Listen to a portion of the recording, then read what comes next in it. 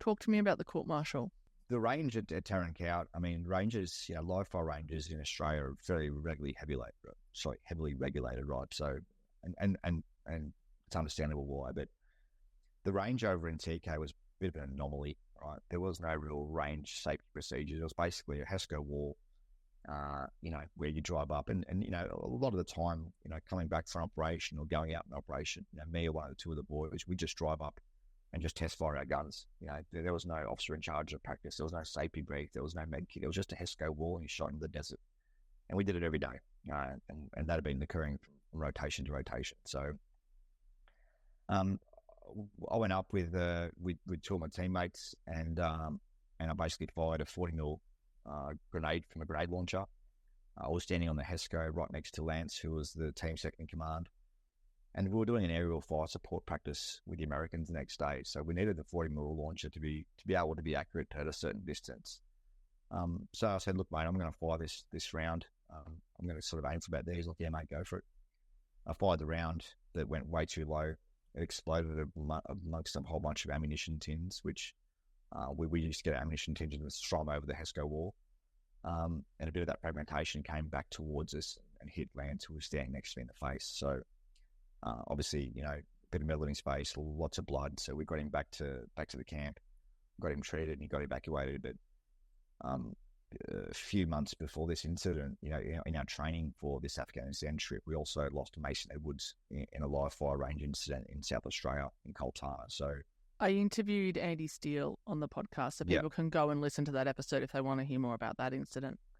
Yeah, so that was, that was a horrible time. You don't expect to lose people in training. I remember standing around the desert in South Australia, watching the doctors pronounce Mason dead after they'd been trying to resuscitate him for a good 20 minutes. So that was fresh in everyone's mind. So the appetite for range instances was below zero for the command at that time. So, and one of the initial officers came up and he said, "What happened?" And I just said, "Look, mate, I fired one round at 40 mil, and that." He said, "Was there an OIC there?" And I said, "No." And I thought to myself, that's pretty rich asking. There's an OIC there now. No one's asked for the last 5 months. But anyway, so I was, got told, "Look, mate, there's going to be an investigation." Hang on, what's an OIC? Officer in charge, so someone in charge of the practice. Yeah. Okay. Sorry, I'll keep forgetting demographic here. Someone in charge, the big man. Yeah. So then I got told, look, there's going to be an investigation. You can't go out on operation. You got to stay on base.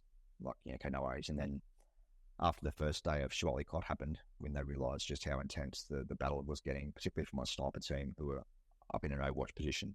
And I've got some really good, first-hand accounts of that battle from their perspective in the book. They said, look, mate, you're going back outside the wire. We need guys out there. You're going to take in a whole bunch of stuff back to your team, extra ammo and water and so forth. So that was me, straight into Shwali the second day. And we did that and then did a few more things. And then obviously there was the chopper crash. And I didn't hear anything about the court-martial until, a few months. I was an outpatient at hospital.